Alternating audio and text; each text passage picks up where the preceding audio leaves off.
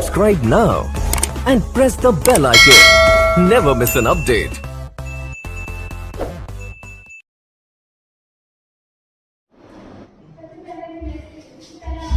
Good morning, dear friends.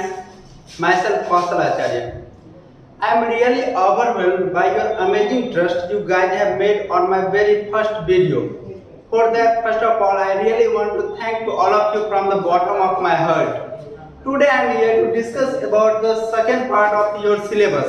It's section B and its subjective mark. It contains 50 marks.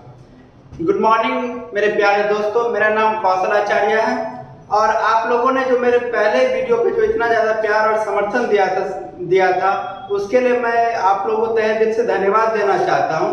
और आज हम लोग आपके सिलेबस का सेक्शन बी पार्ट जो सब्जेक्टिव पार्ट है उस पर खूब बढ़िया से डिस्कस करने के लिए बात करने के लिए आए हैं। तो देखिए, जो सेक्शन बी है वो आपको सब्जेक्टिव पार्ट है और ये सब्जेक्टिव पार्ट 50 मार्क्स कंटेंट करते हैं। मीन्स सब्जेक्टिव पार्ट भी आपको 50 मार्क्स के ही होते हैं।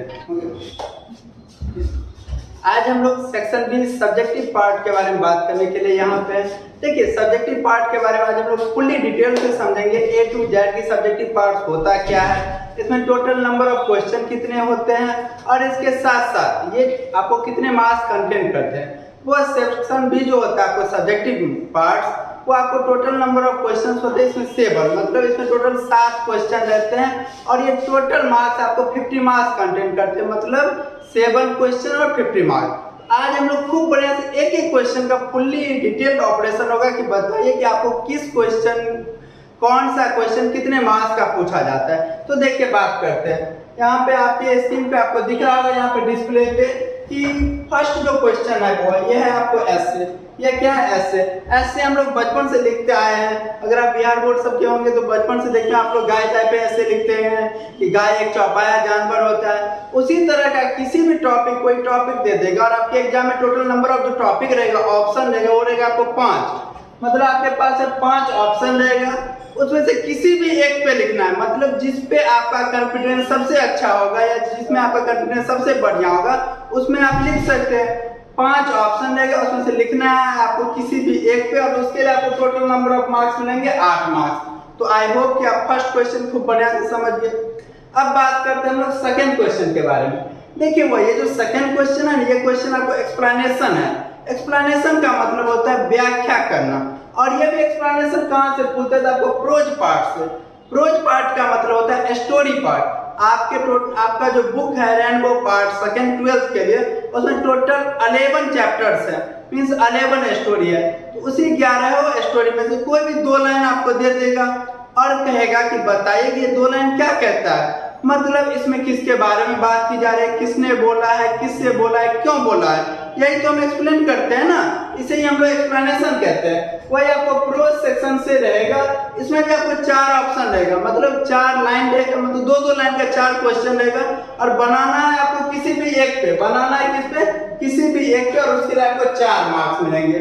आई होप कि आप समझ में आ गया होगा explanation second question. Same question रहता है आपको एक्सप्लेनेशन का थर्ड क्वेश्चन। इसमें सिर्फ और सिर्फ पोएट्री से आता है। आपके रेनबो पार्ट सेकंड में 12th के लिए उसमें टोटल नंबर ऑफ जो चैप्टर्स है, पोएम्स है, वो आपको 10 है।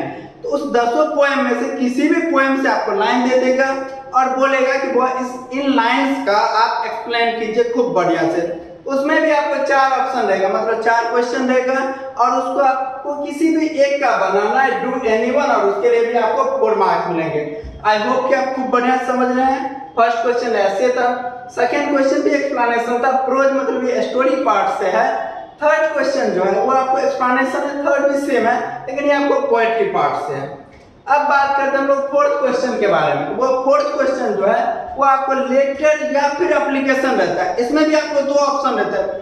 बहुत आसान सिलेबस है आपको 12th के इंग्लिश का, एकदम आसान है। इसमें ढेर सारा ऑप्शन रहता है, आप आराम से बना सकते हैं, जो भी आता है आप वही बनाइए, कोई दिक्कत नहीं। इसीलिए आप अंग्रेजी में मार्क्स लाना बेहद आसान हो गया है।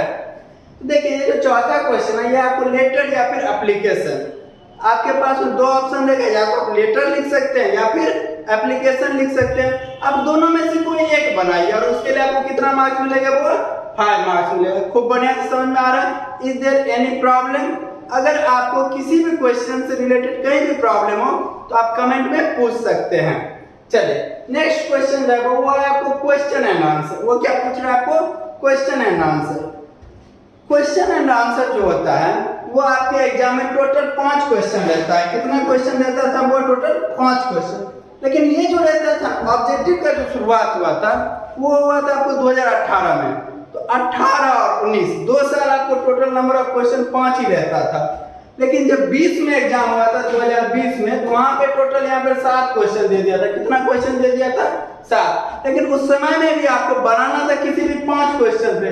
कितने क्वेश्चन के लिए बनाना था आपको? किसी भी 5 क्वेश्चन को, और प्रत्येक क्वेश्चन 2 मार्क्स कंटेंट करता था। इसीलिए 5 × 2 = 10 मार्क्स आपको मिलते थे इसके लिए। लेकिन इस बार जो एग्जाम हुआ था 21 में, due to corona pandemic, corona महामारी के कारण इस बार प्रत्येक क्वेश्चन का 2 ऑप्शन था। इसीलिए क्वेश्चन आंसर के लिए भी 10 क्वेश्चन दे दिया गया था। 10 में से आपको किसी भी 5 का बनाना है और उसके लिए आपको 10 मार्क्स मिलते। तब एग्जाम में जो पूछ सकता है, या 7 से कम नहीं रहेगा किसी भी हाल में, 10 दे सकता है, 7 दे सकता है, उसमें से आपको बनाना है किसी भी 5 पे, और उसके लिए आपको 2 मार्क्स एक क्वेश्चन लेता है, मतलब 10 मार्क्स आपको क्वेश्चन एंड आंसर।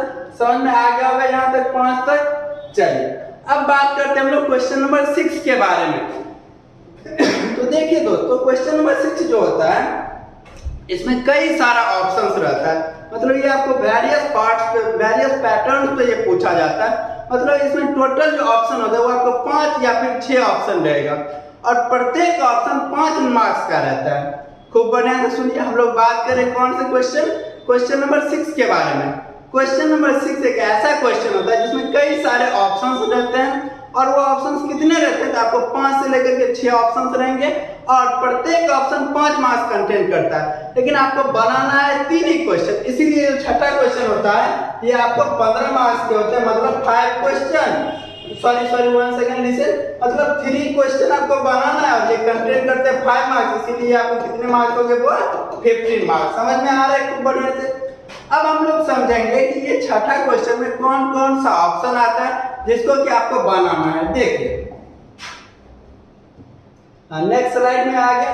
ये जो छठा क्वेश्चन रहता है इसमें देखिए पहला जो ऑप्शन है दोस्त वो होता है समरी का। वो क्या होता है आपको? समरी का। समरी का मतलब क्या होता है, और समरी भी किस सेक्शन से? तो प्रोज सेक्शन से। प्रोज सेक्शन मैंने आपको बताया, प्रोज क्या होता है? स्टोरी वाला सेक्शन प्रोज सेक्शन कहलाता है। कोई दिक्कत? अब ये समरी क्या होता है कि पूरा चैप्टर को आपको अपनी भाषा में अपने शब्दों में लिखना है, समरी कहलाता है। मतलब छोटा करना है, पूरा चैप्टर को अपने शब्दों में लिखना है, समरी कहलाता है। और वही समरी आपसे पूछता है एग्जाम में। और समरी भी कहाँ? तो प्रोज सेक्शन से।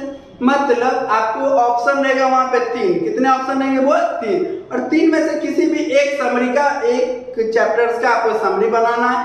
तो 3 ऑप्शन कैसे दे देंगे? मान लीजिए दे दिया आपको Indian civilisation and culture, Bharat is my home, या फिर दे दिया आपको चाइल्ड इज बोर्न। कोई भी आपको 3 चैप्टर दे दिया और बोले कि बताइए इसमें से आपको किसी भी चैप्टर पे क्या करना है, आपको समराइज करना है उस चैप्टर को, तो उसे बनाना होता है। मतलब समरी आपको प्रोज से पूछेगा, उसमें भी टोटल ऑप्शन रहेगा आपको 3, और बनाना है किसी भी एक पे, और उसके लिए आपको कितने मार्क्स मिलेंगे? वो 5 मार्क्स मिलेंगे। कोई दिक्कत? सेम ऑप्शन रहता है ऑप्शन नंबर बी छठा क्वेश्चन का, वो भी रहता है समरी। लेकिन वो कहां से पूछता है? आपको पोएट्री से। 3 पोएम दे देगा और बोलेगा कि आपको किसी भी एक पोएम को समराइज करना है, मतलब उस पर आप उसका समरी लिखिए। उसके लिए भी आपको 3 ऑप्शन रहेगा, बनाना है किसी एक पे, और उसके लिए भी आपको मार्क्स कितना मिलेगा? वो 5 मार्क्स। कोई दिक्कत? उसके बाद ये जो रहता है क्वेश्चन ऑप्शन नंबर सी, ये रहता है क्वेश्चन आंसर। और ये जो क्वेश्चन आंसर रहता है आपके 12th में टोटल 2 बुक्स आता है लिटरेचर का। कौन कौन सा? एक बुक रहता है आपको रेनबो पार्ट सेकंड, और दूसरा बुक रहता है पतला सा बुक आता है story of English. Story of English जैसा कि आपका नाम से स्पष्ट है वो कि अंग्रेजी की कहानी, कि अंग्रेजी की कब शुरुआत हुई, अंग्रेजी कहाँ से शुरू हुआ, अंग्रेजी में कितने सारे पीरियड्स आए, उस सब से रिलेटेड यहाँ पे ऑप्शन नंबर सी में क्वेश्चन पूछता है। इसमें आपको 2 या 3 क्वेश्चन रहेगा। कितने क्वेश्चन रहेंगे? वो 2 या 3। बनाना है किसी भी एक क्वेश्चन से, और उसके लिए आपको कितने मार्क्स मिलेंगे? आपको 5 मार्क्स मिलेंगे। आई होप कि आप खूब बढ़िया से समझ रहे हैं। उसके बाद आता है वो ऑप्शन नंबर डी। ये तो बेहद आसान होता है और इसमें आपको मार्क्स कटने की संभावना बिल्कुल भी नहीं होती है। जैसा कि मैंने आपको फर्स्ट वीडियो में भी बताया था कि आप सबसे पहले क्या काम करो कि आपके रेनबो सेकेंड पार्ट में टोटल 21 चैप्टर्स है, 11 स्टोरी का, 10 पोएम का। उस 21 का आपको क्या करना है, राइटर का नाम और ऑथर का नाम खूब बढ़िया से याद कर लीजिए। उससे क्या फायदा होगा, तो आपके एग्जाम में कम से कम 10 से 15 मार्क्स उसी से बन जाएंगे। हम आपको अगले वीडियो में बताते चलेंगे कि उससे कैसे आप 10 से 15 मार्क्स बना सकते हैं, कोई दिक्कत।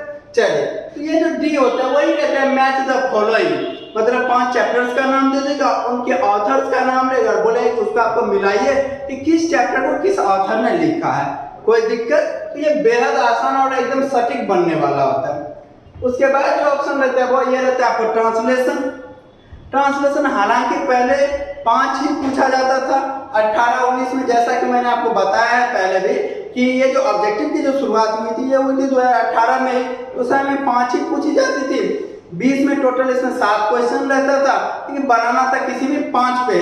और इस बार 21 में कोरोना के कारण इसमें भी 10 ट्रांसलेशन दे दिया था, लेकिन बनाना था किसी भी 5 क्वेश्चन को ही, और प्रत्येक क्वेश्चन 1 मार्क्स ही कंटेंट करता था। इसीलिए आपको ट्रांसलेशन से भी कितना मार्क्स पूछा जाता है, वो 5 मार्क्स ही पूछा जाता है। कोई दिक्कत। उसके बाद जो एफ आता है ऑप्शन, लास्ट ऑप्शन, हालांकि देखिए ये ऑप्शन कभी नहीं पूछा जाता था आपके एग्जाम में, इस साल को छोड़ करके 21 को छोड़ करके। 21 में कोरोना के कारण बहुत ही खतरनाक स्थिति था, जिस कारण बच्चों की पढ़ाई बहुत ही ज्यादा बाधित रही थी, बच्चे ठीक से पढ़ नहीं पाए थे। इसीलिए गवर्नमेंट ने इस साल जो आपका जो एग्जाम हुआ था 21 में, उसको बहुत ही आसान तरीके से क्वेश्चन सेट करने की कोशिश की थी। इसीलिए इसमें एक और मैच द फॉलोइंग दे दिए थे, इससे आपका एकदम आसान हो जाता है। यहाँ पे जो मैच द फॉलोइंग था वो आपको हालांकि प्रोज सेक्शन से दे दिया था, और यहाँ पे जो मैच द फॉलोइंग था वो आपको पोएट्री सेक्शन से दे दिया था। ये पूछा गया था, लेकिन हम इस बात की कोई गारंटी नहीं दे सकते कि इस बार भी पूछा ही जाएगा दो मैच द फॉलोइंग। लेकिन मैं इस बात की गारंटी आपको जरूर देता हूँ कि कम से कम एक मैच द फॉलोइंग जरूर पूछा ही जाएगा, कोई दिक्कत।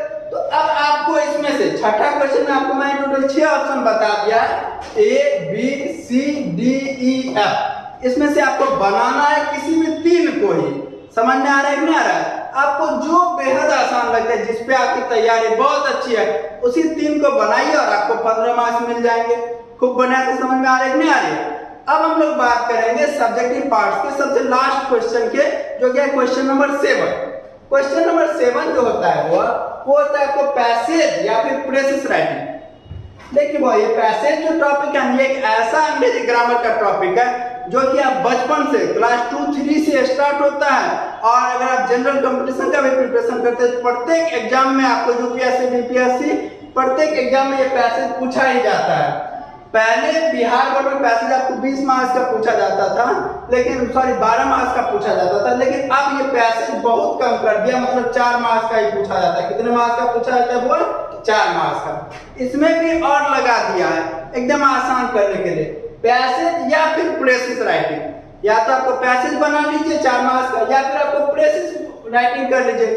प्रेसिस राइटिंग क्या होता है ये समझ लीजिए। प्रेसिस राइटिंग का शुद्ध हिंदी होता है वो संक्षेपण करना, मतलब किसी भी स्टोरी को शॉर्ट करना। किसी भी स्टोरी को क्या करना है वो शॉर्ट करना, मतलब उसे कंप्रेस करना, छोटा करना, वही क्या कहलाता है आपको प्रेसिस राइटिंग। और अकॉर्डिंग टू रूल के अनुसार ये जो प्रेसिस राइटिंग होता है ये आपको 1/3 में होता है। कितने में होता है वो? 1/3। कहने का मतलब ये है कि अगर उस चैप्टर में या फिर उस स्टोरी में टोटल नंबर ऑफ वर्ड्स 90 है, कितना है वो? अगर 90 वर्ड्स का वो चैप्टर या फिर वो स्टोरी है, आप उसका जो प्रेसिस राइटिंग करोगे तो आपको 30 मार्क्स का होना चाहिए। कितने वर्ड्स का होना चाहिए आपको? 30 वर्ड्स का होना चाहिए। समझ में आ रहा है कि नहीं आ रहा है? मैंने क्या बताया था कि आपको इसका 1/3 करना होता है, 1/3 पार्ट करना होता है। कोई दिक्कत समझ में आ रहा है कि नहीं आ रहा है? तो आज मैंने आपको सिलेबस सेकेंड पार्ट जो कि सेक्शन बी होता है सब्जेक्ट, वो मैंने आपको 7 क्वेश्चन खूब बढ़िया से समझा दिया है। अब अगर आपको इस 7 क्वेश्चन में से किसी भी क्वेश्चन में अगर प्रॉब्लम हो रही है या फिर किसी भी तरह का समस्या हो रही है तो आप उसे कमेंट में पूछ सकते हैं। और अगला जो चैप्टर जो हम आपको जो पढ़ाएंगे अभी नेक्स्ट वीडियो में, वो नेक्स्ट वीडियो में कहाँ से होगा देख लीजिए। पहला जो टॉपिक जो मैंने आपको बताया था यहाँ पे वॉइस, यही टॉपिक मैं आपको स्टार्ट करने के लिए जाऊंगा नेक्स्ट वीडियो में। इसीलिए I hope that you will be regular on my video, कि मैं आपसे ये उम्मीद करता हूँ कि आप लोग रेगुलर वाइज इस वीडियो को देखिए। अगर आप इस वीडियो वाले सीरीज को देखते हैं तो मैं आपको गारंटी दिलाता हूँ, आप बस अपना समय दो, मैं आपको 100% प्रिपरेशन करवाऊंगा आपसे, और आपसे एग्जाम में सबसे बढ़िया नंबर्स आपसे लाऊंगा भी। मतलब आपकी प्रिपरेशन बहुत ही शानदार होगी। तो आप इसी तरह से मेरे साथ जुड़े रहिए, और जिस तरह से आपने मेरे फर्स्ट वीडियो पे अपना प्यार और विश्वास बनाया है, उसी तरह से इस वीडियो पर भी बनाए रहिए, ताकि मैं और भी अच्छा वीडियो इंटरेस्टिंग टॉपिक्स पे आपके लिए लाया करूं। That's all about for today's class. Have a nice day, take care and bye.